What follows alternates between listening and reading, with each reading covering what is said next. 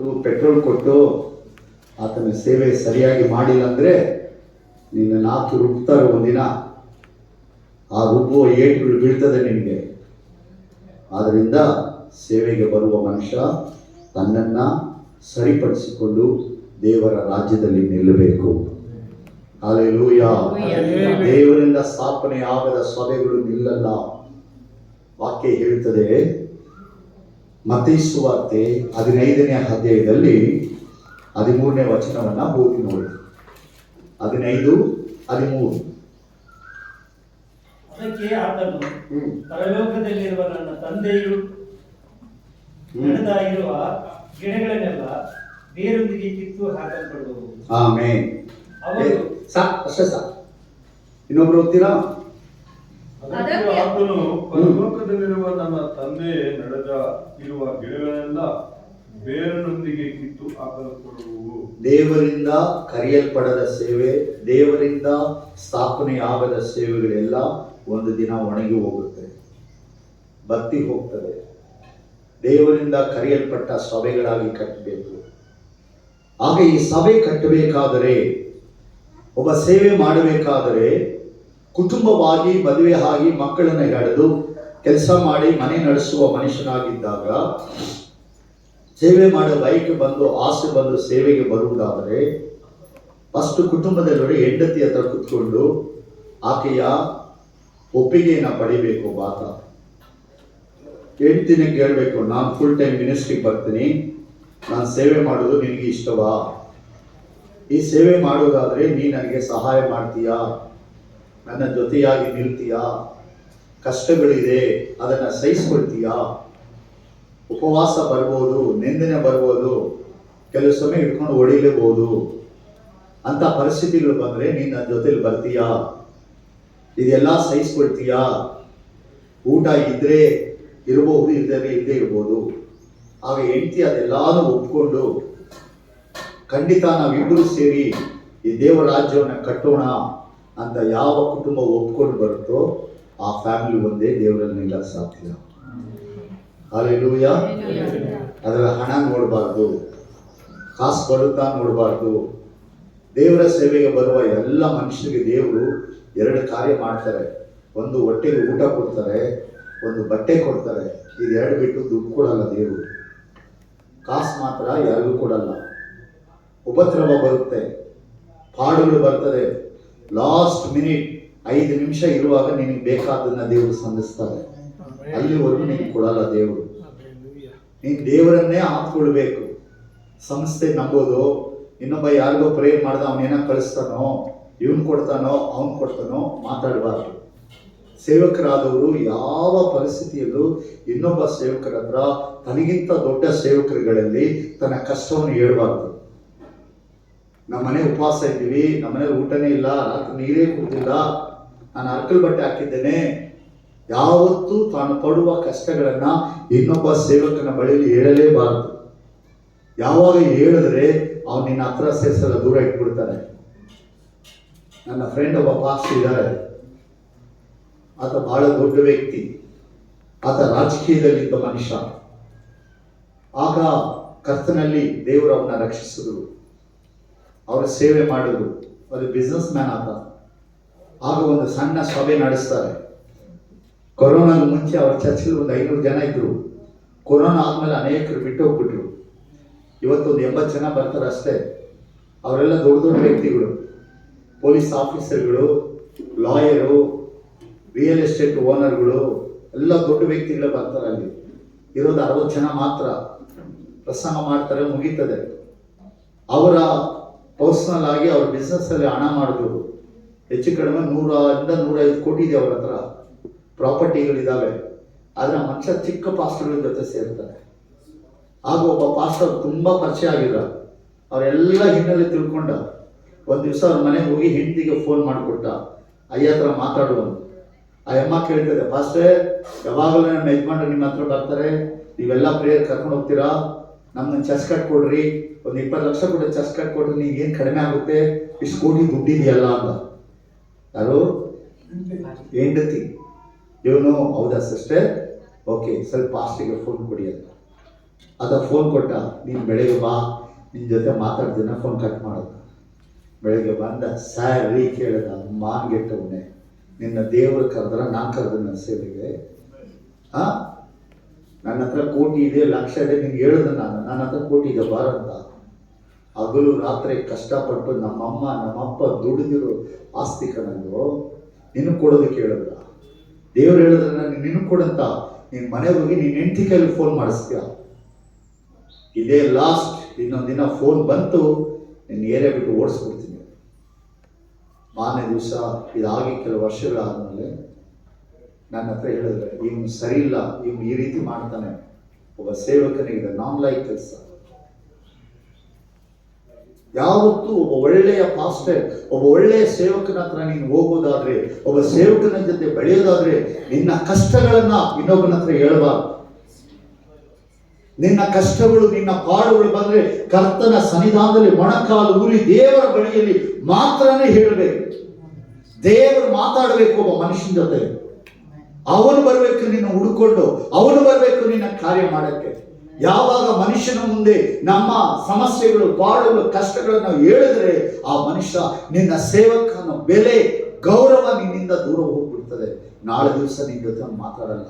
Phone ಮಾಡಿದ್ರೆ ನಿನ್ನ ಕಾಲ್ ಬಿಸಿ ಮಾಡ್ತಾರೆ, ಫೋನ್ ಮಾಡಿದ್ರೆ ಬ್ಲಾಕ್ ಲಿಸ್ಟ್ ಆಗ್ತಾರೆ, ನಿನಗೊಂದು ಸಿಗಲ್ಲ.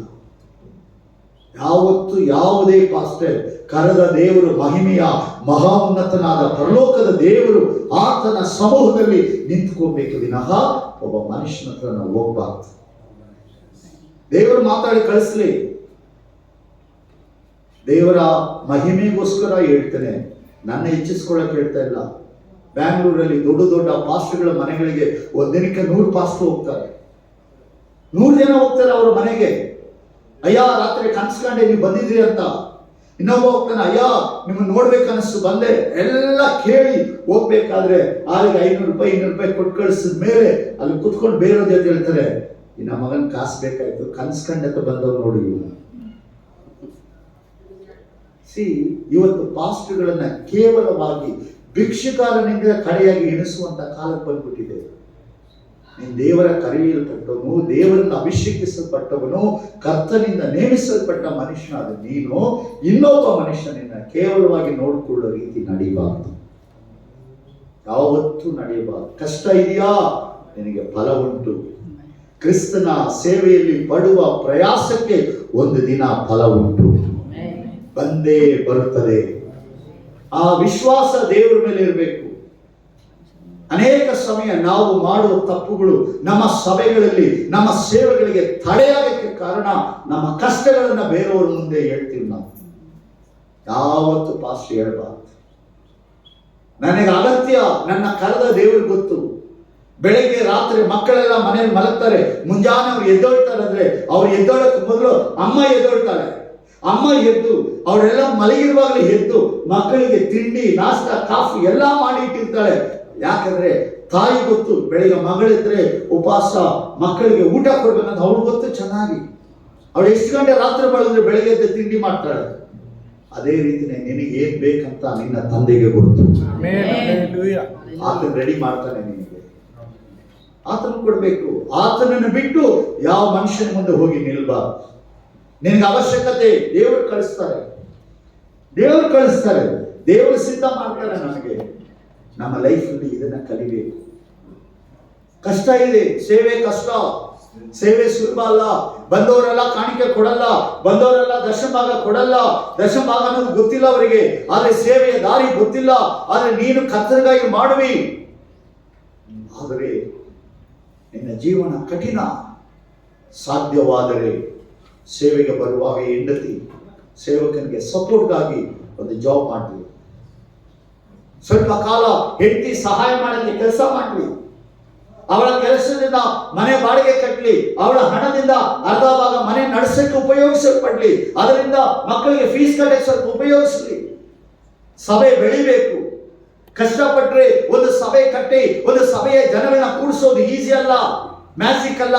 ಮ್ಯಾಜಿಕ್ ಅಲ್ಲಿ ಮಾವಿನಕಾಯಿ ಬರ್ಬೋದು, ಆದ್ರೆ ಮ್ಯಾಜಿಕ್ ಇಂದ ಬಂದ ಮಾವಿನಕಾಯಿ ಉಪ್ಪಿನಕಾಯಿ ಮಾಡಕ್ ಆಗಲ್ಲ. ಸೇವೆ ಒಂದು ಹಂತಕ್ಕೆ ಬಂದು ನಿಲ್ಲಬೇಕಾದ್ರೆ ಅದು ಕನಿಷ್ಠ ಪಕ್ಷ 15 ವರ್ಷ ಬೇಕು. ಒಂದು ಸಭೆ ಕಟ್ಟಿ ಸ್ಟ್ಯಾಂಡರ್ಡ್ ಮಾಡಿ ನಿಲ್ಲಿಸಕ್ಕೆ 15 ವರ್ಷ ಬೇಕು. 15 ವರ್ಷ ಅವನ ಸೇವೆಯಲ್ಲಿ ಕಷ್ಟಪಡಬೇಕು. ಅವನ ಆತ್ಮ ಆದಾಯ ಮಾಡ್ತಾನೆ, ಇನ್ನೊಬ್ಬ ಕಿತ್ಕೊಂಡು ಹೋಗ್ಬಿಡ್ತಾನೆ. ಅವನ ಆತ್ಮನ ಆದಾಯ ಮಾಡ್ತಾನೆ, ಓಡೋಗ್ಬಿಡ್ತಾರೆ. ಆತ್ಮನ ಸಂಪಾದಿಸ್ತಾನೆ, ಮನೆಯಿಂದ ಓಡಿಸ್ತಾರೆ. ಅವನು ಮಾಡುವ ಪ್ರೇಯರ್ ಮನೆಯಿಂದ ದೂರ ಕಳಿಸ್ತಾರೆ. ಕೆಲಸ ಬಿಟ್ಟೋಗುತ್ತೆ, ಕುಟುಂಬದ ಸಮಸ್ಯೆ, ಎಲ್ಲಾ ಪರಿಸ್ಥಿತಿಗಳನ್ನ ಎದುರಿಸ್ಬೇಕು ಅವನು. 15 ವರ್ಷ ಮುಗಿದ್ರೇನೆ ಈ ಸ್ಟ್ಯಾಂಡರ್ಡ್ ಆದ ಮಿನಿಸ್ಟ್ರಿ ಮಾಡಕ್ ಸಾಧ್ಯ.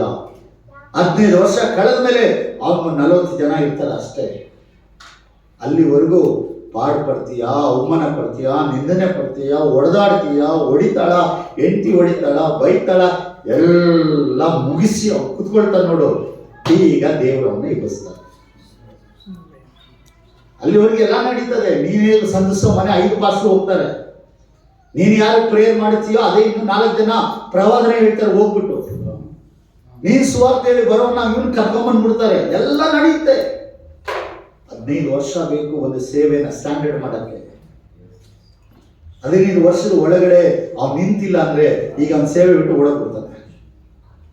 ಪಾರ್ಟ್ ಟೈಮ್ ಬಿಸ್ನೆಸ್ ಮಾಡ್ತೇನೆ ಅಂತ ಹೋಗ್ಬಿಡ್ತಾನೆ. ಅಲ್ಲಿ ಒಳಗಡೆ ಅವನು ಕಷ್ಟ ಸೇವೆ ಅಂತ ಬಿಟ್ಟು ಹೋಗ್ಬಿಡ್ತಾನೆ. ಇದೆಲ್ಲ ನನಗೆ ಸೆಟ್ ಆಗಲ್ಲ. ಆದರೆ ಕರ್ತನಿಗಾಗಿ ಕರೆಯಲ್ಪಟ್ಟ ಒಬ್ಬನೇ ನಿಲ್ಲುವುದು.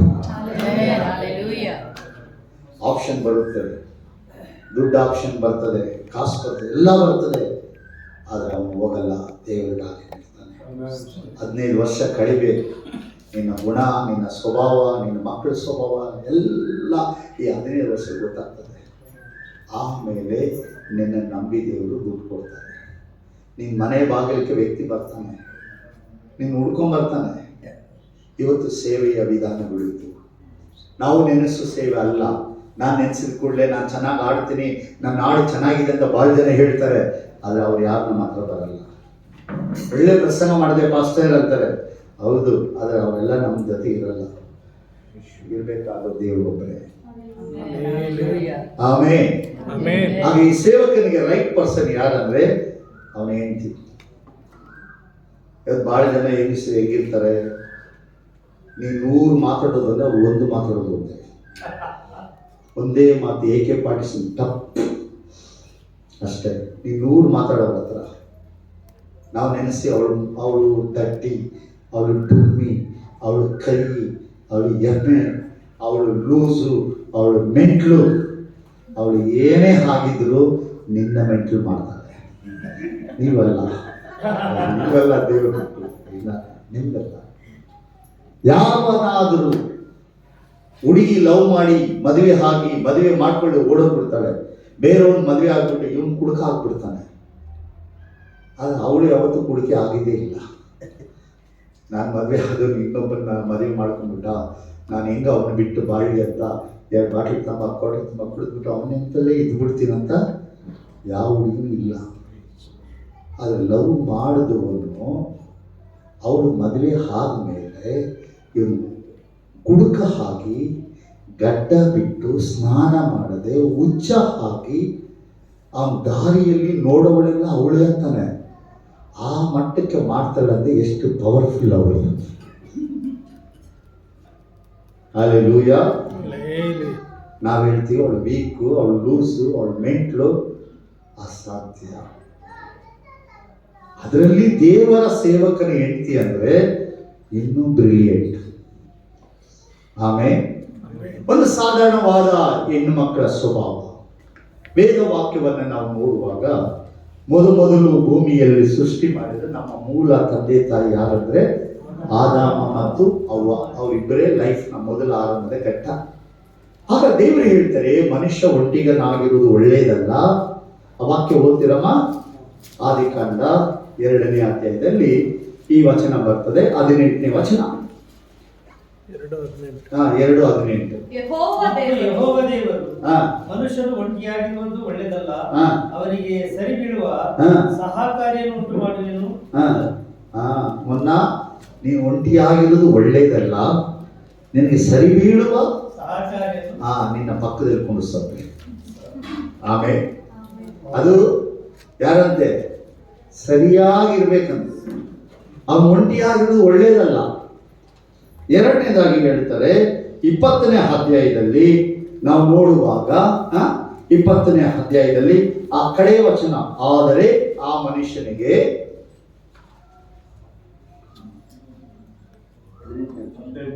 ಅಲ್ಲ 2ನೇ ಅಧ್ಯಾಯದಲ್ಲಿ 20ನೇ ವಚನ, ಹೀಗೆ ಆ ಮನುಷ್ಯನು ಎಲ್ಲಾ ಪಶುಗಳಿಗೂ ಆಕಾಶದ ಪಕ್ಷಿಗಳಿಗೂ ಕಾಡು ಮೃಗಗಳಿಗೂ ಹೆಸರಿಟ್ಟನು. ಆದರೆ ಆ ಮನುಷ್ಯನಿಗೆ ಸರಿ ಬೀಳುವ ಸಹಕಾರಿ ಕಾಣಿಸಲಿಲ್ಲ. ಅವನಿಗೆ ಸರಿ ಬೀಳುವಳು ಕಾಣಲಿಲ್ಲ. ಆಗ ಅವನಿಗೆ ಸರಿಯಾಗಿರುವಳೆ ಬೇಕಂತೆ. ಆಗ ಸರಿಯಾಗಿರುವಳನ್ನ ದೇವರು ಸೃಷ್ಟಿ ಮಾಡಿ ಆ ಸರಿ ಇರೋಳು ಯಾರು ಬರ್ತಾಳೆ ಅಂದ್ರೆ ಅವನ ಶರೀರದಿಂದ ಬರುವಳು ಅವನಿಗೆ ಸರಿ ಹೊಂದುವಳಂತ ಅವನ ಶರೀರದ ಪಕ್ಕೆ ಎಲುಬಿನಲ್ಲಿ ಒಂದನ್ನ ತೆಗೆದು ಅವನಿಗೆ ಒಬ್ಬ ಹೆಂಡತಿಯನ್ನ ಮಾಡಿದ್ರು. ಆದಾಮನನ್ನ ಮಣ್ಣಿಂದ ಮಾಡಿದ್ರು, ಆದ್ರೆ ಅವಳನ್ನ ಎಲುಬಿನಿಂದ ಮಾಡಿದ್ರು. ದೇವರ ಕ್ರಿಯೇಷನ್ ಡಿಫ್ರೆಂಟ್ ನೋಡಿ. ಯೇಸು ಕ್ರಿಸ್ತನನ್ನ ಪರಿಶುದ್ಧ ಆತ್ಮನಿಂದ ಸೃಷ್ಟಿ ಮಾಡಿದ್ರು. ಹಾಗಾದರೆ ಅವನಿಗೆ ಸರಿಯಾಗಿ ಅವನ ಜೀವನ ಕಾಲವೆಲ್ಲ ಅವಳು ಸರಿ ಬೀಳುವಳಾಗಿ ಇರ್ಬೇಕಂತೇಳಿ ದೇವರು ಮಾಡಿದ್ರು. ಈ ಸರಿ ಬೀಳುವಳಾಗಿ ಬರಬೇಕಾದ ಹೆಣ್ಣು, ಸರಿ ಬೀಳುವಳಾಗಿ ಇರಬೇಕಾದವಳು ಜೀವಿತದಲ್ಲಿ ಆದಾಮನ ಮನೆ, ದೇವರು ಸೃಷ್ಟಿಸಿದ ಮನೆ. ಅವ್ರು ಹೇಳ್ತಾರೆ, ದೇವರು ಕೂಡಿಸಿದ್ದನ್ನ ಮನುಷ್ಯನು ಅಗಲಿಸಬಾರದು. ಇವರಿಬ್ಬರು ಒಂದೇ ಮನೆಯವರು, ಒಂದೇ ಶರೀರ, ಒಂದೇ ದೇಹ, ಇವರು ಒಟ್ಟಾಗೆ ಬಾಳಬೇಕಂತಿತ್ತು. ಅವರಿಬ್ಬರನ್ನ ಅಗಲಿಸೋದಕ್ಕೆ ನಡುವೆ ಸೈತನ ಬಂದ, ಸರ್ಪದ ಆಕಾರದಲ್ಲಿ ಉಪಯೋಗಿಸಿದ. ಮೊದಲು ಹಣ್ಣನ್ನ ತಿಂದವರು ಯಾರಂತೆ? ಅವರಂತೆ. ಆದಾಮ ಒಬ್ಬನೇ ಆಗಿರುವಾಗ ಅವನು ಬರಲಿಲ್ಲ, ಅವನೊಬ್ಬನೇ ಇದ್ದ. ಅವನೊಬ್ಬನೇ ಮರದ ಕೆಳಗೆ ಮಲಗ್ದ, ಪ್ರಾಣಿ ಜೊತೆ ಮಲಗ್ದ, ಅಲ್ಲಿ ಮಲಗ್ದ, ಇಲ್ಲಿ ಮಲಗ್ದ. ಆದ್ರೆ ಅಲ್ಲಿವರೆಗೂ ಅವನ ಸೈತಾನನು ಬರಲೇ ಇಲ್ಲ ಆ ತೋಟದ ಒಳಗಡೆ. ಯಾವಾಗ ಅವಳನ್ನ ಸೃಷ್ಟಿ ಮಾಡಿದನೋ ಆಗ ಅವನು ಬರಕ್ಕೆ ಆರಂಭಿಸಿದ, ಅಲ್ಲಿವರೆಗೂ ಬಂದಿಲ್ಲ. ಆದಾಮನ ಜೊತೆ ಬಂದು ಮಾತಾಡ್ಬೋದಾಯ್ತು, ಆದ್ರೆ ಅವನ ಜೊತೆ ಮಾತಾಡಿಲ್ಲ. ಅವನು ಗೊತ್ತು ಯಾರನ್ನ ಹಿಡಿದ್ರೆ ಕೆಲಸ ಆಗ್ತದೆ. ಅವುಗಳನ್ನ ಹಿಡಿದ ತನ್ನ ಕೆಲಸ ಮಾಡಕ್ಕಾಗಿ.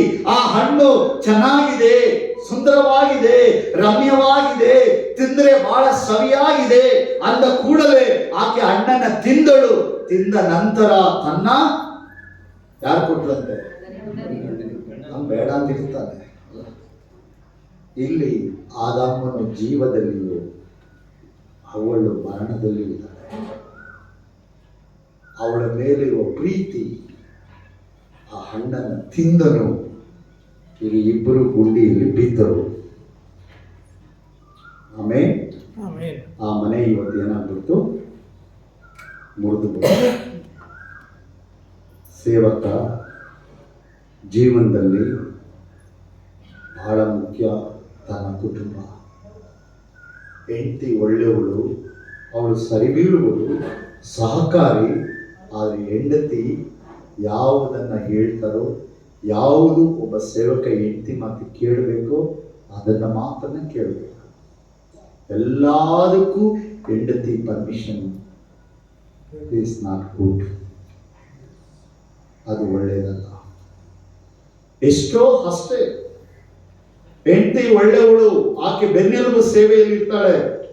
ಆದರೆ ಎಲ್ಲವನ್ನೂ ಹೆಂಡತಿಯ ರೂಲಲ್ಲಿ ಪಾಸ್ಟ್ರು ಮಾಡಬಾರ್ದು. ಹೆಂಡತಿರು ಗಂಡನನ್ನ ರೂಲ್ ಹಾಕಿ ತನ್ನ ಕೈಯಿನಲ್ಲಿ ಗೊಂಬೆಯಾಗಿ ಇಟ್ಕೊಬಾರ್ದು. ಕುಟುಂಬಗಳಲ್ಲಿ ಬಹಳ ಇದ್ದಾರೆ. ಒಬ್ಬ ಮನುಷ್ಯ ಫ್ಯಾಮಿಲಿಯಲ್ಲಿ ಹೋಗ್ಲಿ, ಟೀ ಅಮ್ಮ ಬಂದೇರಿ, ಅಮ್ಮ ಇರ್ರಿ, ಅಮ್ಮ ಯಾಕ್ರಿ ಬಡ್ಕೊಳ್ತೀರಾ? ಆಗ ಇನ್ನೊಬ್ಬ ಹೇಳ್ತಾನೆ, ಇವನು ಅಮ್ಮವರ ಗಂಡ. ಈ ಮನೆ ಯಜಮಾನ ಯಾರಂದ್ರೆ ಇವರಲ್ಲ, ಅವರು. ಆ ಅಮ್ಮ ಹೇಳಿದ್ದೆ ನಡಿಬೇಕು. ಹಾಗೆ ಬಾಳುವ ಯಾವ ಕುಟುಂಬಗಳು ಜೀವನದಲ್ಲಿ ಚೆನ್ನಾಗಿರಲ್ಲ. ದೇವರು ಒಬ್ಬ ಹೆಂಡತಿಯನ್ನ ಗಂಡನಿಗೆ ಕೊಟ್ಟಿರೋದು, ಅವನು ಅವಳ ಜೀವಮಾನವೆಲ್ಲ ಅವನ ಜೊತೆಯಲ್ಲಿ ಇದ್ದು ಗಂಡನಿಗೆ ಕಿರೀಟ. ಯಾರು? ಹೆಂಡತಿಯ ಕಿರೀಟ ಗಂಡ, ಗೌರವಕ್ಕೆ ಪಾತ್ರನ ಗಂಡ. ಆದ್ರೆ ಆ ಗಂಡನಿಗೆ ಹೆಂಡತಿಯಾದವಳು ವಿಧೇಯಳಾಗಬೇಕು, ಅವನಿಗೆ ಅಧೀನಲಾಗಿರಬೇಕು. ಆದರೆ ಇವತ್ತಿನ ಕಾಲಘಟ್ಟಗಳಲ್ಲಿ ಬಹಳಷ್ಟು ಹೆಂಗಸರುಗಳು ಗಂಡನನ್ನ ತನಗೆ ಅಧೀನ ಮಾಡಿಕೊಂಡು ತನ್ನ ಆಳ್ವಿಕೆ ಮಾಡಬೇಕಂತ ಆಸೆ ಪಡ್ತಾರೆ. ಆದರೆ ಒಂದು ಸಭೆಯಲ್ಲಿ ವಿಶ್ವಾಸಿಗಳು ಹೀಗೆ ನಡ್ಕೊಳ್ಳೋದ್ರಿಂದ ಅವರ ಕುಟುಂಬಗಳಲ್ಲಿ ದೇವರ ಆಶೀರ್ವಾದ ಇರಲ್ಲ.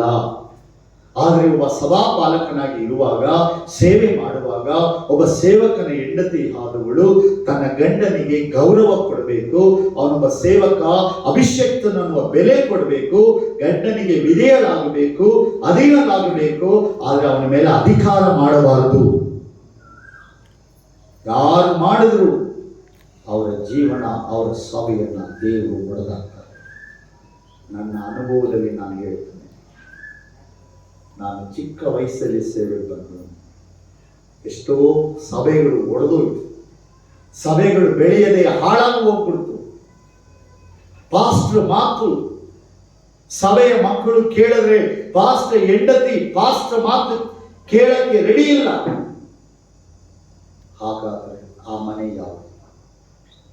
ಪಾಸ್ಟರ್ ಹೆಂಡತಿ ಜಾಗೃತಿ. ಸೇವಕರ ಕುಟುಂಬಗಳಲ್ಲಿ ಸಭೆಗೆ ಮೊದಲು ಕೆಡುಕು ಬರೋದು ಸೇವಕರ ಮನೆಯಿಂದ. ಅಬ್ರಹಾಮನ ಮನೆ ಬಗ್ಗೆ ಬರ್ತದೆ. ಒಂದು ವಚನ ಓದಿ, ಆದಿಕಾಂಡ 16ನೇ ಅಧ್ಯಾಯದಲ್ಲಿ 1ನೇ ವಚನವನ್ನ 2ನೇ ವಚನ ಓದಿ. ಸಾರಳಿಗೆ ಮಕ್ಕಳಿರಲಿಲ್ಲ. ಆಕೆಗೆ ಐಗುಪ್ತ ದೇಶದವಳಾದ ಹಾಗರಳೆಂಬ ದಾಸಿ ಇದ್ದಳು. ಹೀಗಿರಲಾಗಿ ಸಾರಳು ಅಬ್ರಹಾಮನಿಗೆ, ಯೆಹೋವನು ನನಗೆ ಮಕ್ಕಳನ್ನು ಕೊಡಲಿಲ್ಲವಷ್ಟೇ, ನೀನು ನನ್ನ ದಾಸಿಯ ಬಳಿಗೆ ಹೋಗಬೇಕು. ಒಂದು ವೇಳೆ ಅವಳ ಮೂಲಕ ನನಗೆ ಸಂತಾನವಾದೀತು ಎಂದು ಹೇಳಲು ಅಬ್ರಹಾಮನು ಆಕೆ ಮಾತಿಗೆ ಸಮ್ಮತಿಪಟ್ಟನು. Amen, hallelujah. ದೇವರಿಂದ ಕರೆಯಲ್ಪಟ್ಟವನು ಅಬ್ರಹಾಮನು, ದೇವರ ಸ್ವರ ಕೇಳಿದವನು, ದೇವರ ವಾಗ್ದಾನವನ್ನ ಪಡೆದವನು, ದೇವರಿಂದ ಕಳಿಸಲ್ಪಟ್ಟ ಕಾನಾನ್ ದೇಶದ ಒಳಗೆ ಬಂದವನು. ಅವನೊಂದಿಗೆ ದೇವರು ಅನೇಕ ಸಮಯ ಅವನ ಮುಂದಿನ ಸಂತಾನದ ಬಗ್ಗೆ ಮಾತನಾಡಿದ್ದಾರೆ. ಅಂತ ಒಬ್ಬ ಪರಿಶುದ್ಧನಾದ ಮನುಷ್ಯ ತನ್ನ ಹೆಂಡತಿ ಅವನೊಂದಿಗೆ ಮಾತನಾಡಿದಾಗ ಆಕೆ ಹೇಳ್ತಾಳೆ, ಕರ್ತನು ನನಗೆ ಮಕ್ಕಳನ್ನು ಕೊಡಲಿಲ್ಲ, ಆದುದರಿಂದ ನೀನು ನನ್ನ ಸೇವಕಿಯಾದ ಹಾಗಾರಳ ಜೊತೆ ಅವಳನ್ನ ದಾಸಿಯನ್ನ ನಿನಗೆ ಮದುವೆ ಮಾಡ್ತೇನೆ, ಅವಳ ಮೂಲಕ ನನಗೆ ಮಕ್ಕಳ ಆಗಲಿ ಅಂತ ಅವನನ್ನ ಒಪ್ಪಿಸಿ ಅವಳನ್ನು ಹೆಂಡತಿಯಾಗಿ ಮಾಡ್ತಾರೆ. ಎಷ್ಟು ಮಾತ್ರ ಇದು ಸರಿಯಾದದ್ದು. ಒಬ್ಬ ಕರೆಯಲ್ಪಟ್ಟ ದೇವರ ಮನುಷ್ಯ ಆತನಿಗೆ ಕರೆಯಲ್ಪಡುವಾಗ ಅದೇ ಕರೆಯುವಿಕೆ ತನ್ನ ಹೆಂಡತಿಗಿದೆ, ಅದೇ ಹೆಸರನ್ನ ಬದಲಾಯಿಸಿದ್ರು. ನೀನು ಅನೇಕ ಕುಲಗಳಿಗೆ ಜನಾಂಗಕ್ಕೆ ಒಬ್ಬ ತಾಯಿ ರಾಣಿ ಆಗಿವಿ ಅಂತ ಹೇಳಿದ್ರು. ಆದರೆ ಆಕೆಯೋ ದೇವರ ಆಜ್ಞೆನ ಮರೆತಳು, ತನ್ನ ಕೆಲಸದಲ್ಲಿ ಹಠಮಾರಿಯಾಗಿದ್ದಳು, ತನ್ನ ಗಂಡನನ್ನ ಆತನ ದಾರಿಯನ್ನ ತನ್ನ ಕಡೆ ತಿರುಗಿಸಿದ್ಲು. ಅಬ್ರಹಾಮನು ತನ್ನ ಹೆಂಡತಿ ಮಾತಿಗೆ ಕಿವಿಗೊಟ್ಟು ಅವನು ವಿಧೇಯನಾಗಿ ಹೋಗ್ಬಿಟ್ಟ. ಒಬ್ಬ ಮನುಷ್ಯನನ್ನ ಎಷ್ಟು ಬದಲಾಯಿಸಿದ್ರು ಒಬ್ಬ ಹೆಂಡತಿ. ಆಗ ಅವನು ಆಕೆಯ ಮಾತಿಗೆ ಕೈಗೊಟ್ಟು ಕಿವಿಗೊಟ್ಟು ಹೋಗ್ಬಿಟ್ಟ. ಆಗ ಆಗಾರಳನ್ನ 2ನೇ ಹೆಂಡತಿಯಾಗಿ ಮಾಡಿದ್ರು. ಕಾಲು ಪರಿಪೂರ್ಣವಾದ ಮೇಲೆ 100ನೇ ವರ್ಷದಲ್ಲಿ ದೇವರು ಅಬ್ರಹಾಮನಿಗೆ ಮಗನ ಕೊಟ್ಟರು. ಅವತ್ತು ಹೆಂಡತಿ ಮಾತು ಕೇಳಿ ಅಬ್ರಹಾಮನು ಮೂರ್ಖನಾಗಿ ತಪ್ಪು ಮಾಡಿದರ ಪ್ರತಿಫಲ ಇವತ್ತವರೆಗೂ ಪ್ರಪಂಚ ಹಿಂಸೆ ಅನುಭವಿಸ್ತಾ ಇದೆ. ಹಲ್ಲೆಲೂಯಾ. ಇವತ್ತು ನೋಡುವ ಮುಸ್ಲಿಂ ಇರಾನ್ ದೇಶದ ಜನ, ಎಲ್ಲ ಮುಸ್ಲಿಂ ಗಲ್ಫ್ ಕಂಟ್ರಿಗಳು ಯಾರಂದ್ರೆ ಈ ಇಸ್ಮಾಯಿಲನ ಸಂತಾನ. ಒಬ್ಬ ಮನುಷ್ಯ ಹೆಂಡತಿ ಮಾತು ಕೇಳಬೇಕು, ಯಾವುದನ್ನು ಕೇಳಬೇಕೋ ಅದು ಮಾತ್ರ ಕೇಳಬೇಕು. ಸಭಿಕರಲ್ಲಿರುವ ಅನೇಕ ಸೇವಕರುಗಳ ಮನೆಗಳಲ್ಲಿ ಇವತ್ತು ನಡೀತಿರುವ ಸಮಸ್ಯೆ ಏನಂದ್ರೆ, ಹೆಂಡತಿ ಆದವರು ತಾನು ಹೇಳಿದ್ದೇ ನಡಿಬೇಕು, ತನ್ನ ಮಾತಿನ ಹಾಗೆ ತನ್ನ ಗಂಡ ಬರಬೇಕು, ನಾನು ಹೇಳುವ ಹಾಗೆಯೇ ಅವನು ನಡ್ಕೊಬೇಕು ಅನ್ನುವಂತಹ ಅನೇಕ ಕಟ್ಟಳೆಗಳು ಹಾಕುವುದರ ನಿಮಿತ್ತ ಸಭೆಗಳಲ್ಲಿ ಇರುವ ಜನಗಳು, ಸಭೆಗಳಲ್ಲಿ ಇರುವ ಯವನಸ್ಥರುಗಳು ಇವತ್ತು ಸೇವೆಗಳು ಹಾಳಾಗಿ ಹೋಗುತ್ತವೆ. ನನ್ನ ಪ್ರೀತಿಯ ಸಹೋದರಿಯರೇ, ನಿಮಗೆ ನನ್ನ ಪ್ರೀತಿಯ ಒಂದೇ ಒಂದು ವಿಜ್ಞಾಪನೆ ಆಗಿ ತಗೊಳ್ಳಿ, ಆಲೋಚನೆ ಆಗಿ ತಗೊಳ್ಳಿ. ಯಾವತ್ತೂ ದೇವರ ಸೇವಕರಿಗೆ, ನಿಮ್ಮ ಗಂಡನಿಗೆ ಸೇವೆಯ ವಿಷಯದಲ್ಲಿ ನೀವು ತಡೆಯಾಗಿ ಅಡ್ಡಿಯಾಗಿರಬಾರದು. ಇದು ಮಾತ್ರ ವೆರಿ ಕಂಡೀಷನ್. ಇದು ದೇವರ ನಿರ್ಣಯ. ಟೀ ಬಂತಪ್ಪ, ನಿದ್ದೆ ಮಾಡ್ತವ್ರೆ. ಆಗ ದೇವರ ವಾಕ್ಯಕ್ಕೆ ಅನುಸಾರವಾಗಿ ಒಬ್ಬ ಸೇವೆಗೆ ಸೇವಕನ ಹೆಂಡತಿಯಾಗಿ ಬರುವವಳು, ಅವನು ಮನೆಗೆ ಹೆಂಡತಿಗೆ, ಮಕ್ಕಳಿಗೆ ತಂದೆ, ಮನೆ ಹೆಂಡತಿಗೆ ಗಂಡ, ಅವನು ಮನೆಯಲ್ಲಿ ಗಂಡ, ಆದರೆ ಅವನು ದೇವರ ಕೆಲಸದಲ್ಲಿ ದೇವರ ಒಬ್ಬ ದಾಸನು. ಆ ದಾಸನಾಗಿ ಅವನು ನಡೆಸಲ್ಪಡಬೇಕು. ಆಗ ಸಭೆಗಳ ಒಳಗಡೆ ಇರುವಂತಹ ಒಬ್ಬ ಸೇವಕನ ಜೀವಿತದಲ್ಲಿ ಅವರ ಹೆಂಡತಿ ಆದವಳು ಹಠಮಾರಿತನದಲ್ಲಿ ಗಂಡನನ್ನ ತನ್ನ ಇಚ್ಛೆಗೆ ಸರಿಯಾಗಿ ತಿರುಗಿಸಲಿಕ್ಕೆ ಪ್ರಯತ್ನಿಸಬಾರದು. ಬ್ಯಾಂಗ್ಳೂರಲ್ಲಿ ಎಷ್ಟೋ ಸಭೆಗಳಲ್ಲಿ ಪಾಸ್ಟರ್ ಹೆಂಡತಿಯರು ಹಣ ಹಣ ಹಣ ಅಂತ ಕೊಡುವ ಕಾಟದಿಂದ ಸೇವೆಯನ್ನು ಬಿಟ್ಟು ದುಡ್ಡಿಗಾಗಿ ಅಲಿತಾ ಇದ್ದಾರೆ. ಗೌರಿಬಿದನೂರು, ಚಿಕ್ಕಬಳ್ಳಾಪುರ ಈ ಸಮೀಪ ಎಷ್ಟು ಮೀಟಿಂಗ್ ಪಾಸ್ಟರ್ ತಿಂಗಳಿಗೆ ನಡೀತದೆ? Pastors meeting, pastor meeting, fellowship ನಾನು ಕೇಳೋದು ತಿಂಗಳಿಗೊಂದ್ಸಾರಿ. ಬೆಂಗಳೂರಲ್ಲಿ 180 ಫೆಲೋಶಿಪ್ ಇದೆ. 180 ಫೆಲೋಶಿಪ್. ಪ್ರತಿದಿನ 2 ರಿಂದ 3 ಫೆಲೋಶಿಪ್ ಮೀಟಿಂಗ್ ನಡೀತದೆ. ಬೆಳಿಗ್ಗೆ ನಾಷ್ಟ ಒಂದು ಜಾಗ, ಪೆಟ್ರೋಲ್ಗೆ 200 ರೂಪಾಯಿ, ಮಧ್ಯಾಹ್ನ ಊಟ ಒಂದು ಮೀಟಿಂಗ್ 200 ರೂಪಾಯಿ ಪೆಟ್ರೋಲ್, ರಾತ್ರಿ 7 ಗಂಟೆಗೆ ಮೀಟಿಂಗ್ ಒಂದು ಜಾಗ 200 ರೂಪಾಯಿ ಪೆಟ್ರೋಲ್, 600 ರೂಪಾಯಿ ತಗೊಂಡು ಮನೆಗೆ ಬಂದು ಹೆಂಡತಿ ಕೈ ಕೊಡಬೇಕು. ಹಣ ಕೊಡ್ಲಿಲ್ಲ, ಮನೆ ರಂಪ ಮಾಡಿ ಕಿತ್ತಾಡಿ ಅವನಿನ್ಯಾವ ಸೇವೆ ಮಾಡಿ ಉದ್ಧಾರ ಆಗೋದು? ಎಷ್ಟೋ ಕಡೆಗಳಲ್ಲಿ ಸೇವೆಗಳು ಹಾಳಾಗಿ ಬಾಗಿಲಾಕಿ ಮುಚ್ಚಿ ಸೇವೆಯ ಹೆಸರು, ಆದ್ರೆ ಅವನು ಒಂದು ಆತ್ಮ ಇಲ್ಲ, ಒಂದು ಸಭೆ ಇಲ್ಲ, ಒಬ್ಬ ವ್ಯಕ್ತಿ ಇಲ್ಲ. ಬೆಳಗ್ಗೆ ಸಂಜೆ ರಾತ್ರಿ ನಾಯಿ ಅದನ್ನು ಲೋ ಲೋ ಲೋ ಲೋ ಹಲ್ದು ರಾತ್ರಿ ಮನೆಗೆ ಬರ್ತಾನೆ. ಯಾರು ಇವನ್ನೆಲ್ಲ ಸೇವೆ ಕರೆದು? ಹಣ ಮಾಡೋದಕ್ಕೆ ಸೇವೆಯಾ? ದೇವರ ರಾಜ್ಯವನ್ನ ಕಟ್ಟಕ್ಕೆ, ಆತ್ಮಗಳ ಆದಾಯ ಮಾಡಕ್ಕೆ ಸೇವೆನಾ? ಇವತ್ತು ಸೇವೆಗೆ ಬರುವಾಗ ನನಗೆ ಎಲ್ಲ ಬೇಕು, ಎಲ್ಲ ಕೊಡು, ಎಲ್ಲ ಕೊಡು, ಹೀಗೆ ಹಲದಾಡಿ ಕುಟುಂಬಗಳು ತಿರುಗಿದ್ರೆ ಆ ಯಾವ ಸೇವೆಗೆ ಸೇರುತ್ತೆ? ಅದು ಸೇವೆ ಅಲ್ಲ. ಸೇವೆ ಹೆಸರನ್ನು ಹೇಳಿ ತನ್ನ ಹೊಟ್ಟೆ ತುಂಬಿಸ್ಕೊಳ್ಳೋದು, ಸೇವೆ ಹೆಸರು ಹೇಳಿ ತನ್ನ ಜೀವನ ಕಟ್ಟುವುದು, ಆ ಸೇವೆಗಳು ದೇವರು ಅಂಗೀಕರಿಸಲಾದ ಸೇವೆ. ಇವತ್ತಿನ ಸಭೆಗಳು ದೇವರ ಬರೋಹಣಕ್ಕೆ ಯೋಚನೆ ಮಾಡಬೇಕು. ಇವತ್ತಿನ ಸೇವಕರುಗಳು ನಾನು ಎಷ್ಟು ಆದಾಯ ಮಾಡಿದೆ, ನನ್ನ ಮಕ್ಕಳನ್ನು ಯಾರು ಅನ್ನೋದು ಗುರುತಿಸಬೇಕು. ಇವತ್ತಿನ ಸೇವೆಗಳು ತನ್ನ ಸಭೆಯನ್ನು ಬಿಟ್ಟು, ತನ್ನ ಮಕ್ಕಳನ್ನು ಬಿಟ್ಟು ಯಾರದೋ ವಿಶ್ವಾಸಿಗೆ ಪ್ರಸಂಗ ಮಾಡ್ತಾರೆ, ಯಾರದೋ ಸಭೆಯಲ್ಲಿ ಹೋಗಿ ಪ್ರಸಂಗ ಮಾಡಿ, ಯಾರೋ ಜನಗಳಿಗೆ ವಾಕ್ಯ ಹೇಳಿ. ಆ ಹಣೆಬರಕ್ಕಾಗಿ ನಿನ್ನ ಪಾಸ್ಟರ್ ಮಾಡಿಲ್ಲ. ನಿನ್ನ ಸಭೆಗೆ ನೀನು ಪಾಸ್ಟರ್ ಆಗ್ಬೇಕು, ನಿನ್ನ ಮಕ್ಕಳನ್ನ ಬೆಳೆಸಬೇಕು, ನಿನ್ನ ಚರ್ಚ್ 5 ಜನನ 10 ಜನ ಮಾಡಬೇಕು, 10 ಜನನ ಸತ್ಯದಲ್ಲಿ ನಡೆಸಬೇಕು, ಆ ಜನರಿಗಾಗಿ ಮೊಣಕಾಲು ಊರಿ ಆ ಜನರನ್ನ ದೇವರ ಮುಂದೆ ನಿಲ್ಲಿಸೋ ಕೆಲಸ ನಿಂದು. ಆದರೆ ನಾವು ಮಾಡುವ ಸೇವೆ ಎಲ್ಲಿದ್ದೇವೆ? ಹಾಗಾದ್ರೆ ನಮ್ಮ ಮನೆಯವರು ಎಷ್ಟು ನಮ್ಮ ಸೇವೆ ಜೊತೆಲಿದ್ದಾರೆ? ಅನೇಕ ಪಾಸ್ಟರ್ಗಳು ಸೇವೆಗೆ ಬಂದ ಮೇಲೆ, ಸತ್ಯವನ್ನು ಅರಿತ ಮೇಲೆ, ನಾನು ಸ್ವಲ್ಪ ವೇದ ಜ್ಞಾನ ಬೇಕು ನನಗೆ, ನಾನು ಹೋಗಿ ಒಂದು 6 ತಿಂಗಳು ಸತ್ಯವೇದನೆ ಕಲಿಬೇಕಂತ ಎಷ್ಟು ಜನ ಆಸಕ್ತಿ ಮಾಡಿ ಹೆಂಡತಿ ಮಕ್ಕಳು ಎಲ್ಲರನ್ನು ಬಿಟ್ಟು ಹೋಗಿ ಕಲಿಯಕ್ಕೆ ಹೋದ್ರು ಎಷ್ಟು ಜನ ಇದ್ದಾರೆ ಹೇಳಿದ್ರೆ? ದೇವರು ದರ್ಶನ ಕೊಡ್ತಾರೆ. ಪೇತ್ರ ಬೈಬಲ್ ಸ್ಕೂಲ್ಗೆ ಹೋದನ, ಯೋಹಾನ ಬೈಬಲ್ ಕಾಲೇಜ್ಗೆ ಹೋದನ, ಯೇಸುಸ್ವಾಮಿ ಬೈಬಲ್ ಕಾಲೇಜ್ಗೆ ಹೋದ್ರ, ಅವ್ರನ್ನ ದೇವರು ನಡೆಸಿಲ್ವಾ? ನೀನು ಅವ್ರಿಗೆ ಸಮಾನ?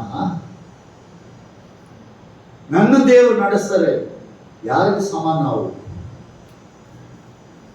ಇವತ್ತು ಸರಿಯಾದ ಕಲಿತು ಸರಿಯಾದ ರೀತಿಯಲ್ಲಿ ಸಭೆಯನ್ನ ಕಟ್ಟಕ್ಕೆ ಸರಿಯಾದ ರೀತಿ ಬರಲಿಕ್ಕೆ ತನ್ನ ಹೆಂಡತಿ ಸೇವೆಗೆ ಬರುವಾಗ ಆಕೆಗೆ ಸಪೋರ್ಟ್ ಮಾಡಿ, ಬಾ ನೀನ್ ಮಾಡು, ಒಂದು ಸ್ವಲ್ಪ ನೀನು ಸೇವೆಯಲ್ಲಿ ಬೈಬಲ್ ಕಲಿಬೇಕು ಅಂತ ಹೆಂಡತಿನ ಕರ್ಕೊಂಡೋಗಿ ಕುಂಡಿಸಿ ವೇದವನ್ನ ಕಲಿಸಿ ಆಕೆನ ಸೇವೆಗೆ ಕರ್ಕೊಂಡ್ಬಂದು ಎಷ್ಟು ಮಂದಿವಿ. ಹಾಗಾದ್ರೆ ನಿನ್ನ ನಂಬಿ ಯಾವ ಜನ ದೇವ್ರ ನೆನಪು ಕೊಡೋದು? ಯಾರು ಬರ್ತಾರೆ ನಿನ್ನ ನಂಬಿ? ಯಾವ ಜನ ನೀನ್ ದೇವರ ಹತ್ರ ಕರ್ಕೊಂಡು ಹೋಗಕ್ಕೆ ಸಾಧ್ಯ? ಸೇವೆಗಳಲ್ಲಿ ಉಳ್ಳವರು ನಾವು ಮೊದಲು ಪರ್ಫೆಕ್ಟ್ ಆಗ್ಬೇಕು. ನಾವು ಅದಕ್ಕೆ ಸರಿಯಾಗಿ ನಾವು ಕಲಿತು ನಾವು ಸರಿಯಾಗಿ ನಿಲ್ಬೇಕು. ಸಭೆಗಳಲ್ಲಿ ತನ್ನ ಸಭೆನ ಬಿಟ್ಟು ಬೇರೆ ಚರ್ಚ್ಗೆ ಓಡ್ತೀವಿ. ತನ್ನ ಸಭೆ 4 ಜನ, ಬ್ರದರ್ ನೀನ್ ಇವತ್ತು ನಡ್ಸ್ಬಿಡು ಪ್ರೇಯರು, ನನ್ನ ದೊಡ್ಡ ಚರ್ಚ್ ಕರೆದವ್ರೆ ನನ್ನ ಪ್ರಸಂಗ ಮಾಡಕ್ಕೆ. ಊರವರು ಮನೆಗಳಲ್ಲಿ ಸಿಗುವ ಬಿರಿಯಾನಿ ಒಂದಿನಾನೇ, ಗಂಜಿನೋ ಕೂಳೋ ಸಿಗೋದು ನಮ್ಮನೇನೆ ಶಾಶ್ವತ. ನಮ್ಮನೇನೆ ಏನೋ ಶಾಶ್ವತ. ರಾತ್ರಿ ನಮ್ಮ ಪ್ರಕಾಶ್ ಮನೇಲಿ ಮುದ್ದೆ ಚಿಕನ್ ಸಾರು ಹಾಕಿದ್ರು, ಸೂಪರ್. 1 ತಿಂಗಳು ಅವ್ರ ಮನೇಲಿ ಇದ್ರೆ ಚಿಕನ್ ಸಾರು ಬರಲ್ಲ, 2 ದಿನಕ್ಕೆ ಬರೋದು. ಒಂದು ವೇಳೆ ಅವ್ರು ಹೇಳ್ಬೋದು ಅಯ್ಯ ನೋ ಪ್ರಾಬ್ಲಮ್ ಬನ್ನಿ ಅಂತ, ನಮ್ಮ ಮಗು ಹೇಳ್ತಾರೆ ಅಯ್ಯೋ ದಿನ ಬೆಳಗ್ಗೆ ಯಾವ ಹಳೆ ಈಗ ಮಸಾಲೆ ಅವಯ್ಯ ಎಲ್ಲೋ ಹೋಗ್ತಾ ಇದ್ದ, ನೀನು ಅಯ್ಯ ಆಟ ನಿಧಾನ ಮಾತಾಡ, ಅಯ್ಯೋ ಮುಚ್ಚಿ ಬಾಯಿ ನಿಧಾನ ಏನಲ್ಲ ಮಾಡೋರು ನನಗೆ ಗೊತ್ತು. ನಮ್ಮ ಮನೆ ಗಂಜಿನೋ ಕೂಳೋ ನಮಗಿರುವ 4 ಜನ 10 ಜನ ವಿಶ್ವಾಸನೆ ಪರ್ಮನೆಂಟ್ ಕರೆಯವರು ನಿಲ್ಲುವರು. ಯಾರ್ದೋ ಸಭೆಯಲ್ಲಿ ಕರೆಯೋರು ಒಂದಿನ ಬಿರಿಯಾನಿ, ಅದು ಹಾರ ಹಾಕ್ಬೋದು, ಚಪ್ಪಾಳೆ ಹಾಕ್ಬೋದು, ಶಾಲ್ ಹಾಕ್ಬೋದು. ನೆಕ್ಸ್ಟ್ ವೀಕ್ ಹೋದ್ರೆ ಹಾಕಲ್ಲ ಯಾವುದು. ನಮ್ಮ ಸಭೆನ ಬೆಳೆಸ್ಬೇಕು, ನಮ್ಮ ಚರ್ಚನ ಕಟ್ಟಬೇಕು, ನಮ್ಮ ವಿಶ್ವಾಸನ ತರಬೇಕು ಮೇಲಕ್ಕೆ, ನಮ್ಮ ಸಭೆನ ಬೆಳೆಸಿ ನಿಲ್ಲಿಸಲಿಕ್ಕೆ ಸಾಮರ್ಥ್ಯವುಳ್ಳ ಒಬ್ಬ ಸೇವಕನಾಗಿ ಇದ್ದೇಳಬೇಕು. ಇದು ನಮ್ಮ ಕೆಲಸ. ನಾವು ಇಲ್ಲಿ ಬಿಟ್ಬಿಟ್ಟು ಎಲ್ಲೋ ಹೋಗ್ತಾ ಇದ್ವಿ. ದೇವರಿಗೆ ಸ್ತೋತ್ರ. 5 ನಿಮಿಷ ಪಾಪ ಆಗಲಿಲ್ಲ ಕೂತಿದ್ರ, ಸ್ವಲ್ಪ ಬ್ಯಾಕ್ ಪೇನ್ ಎಲ್ಲ ಇರ್ತದೆ.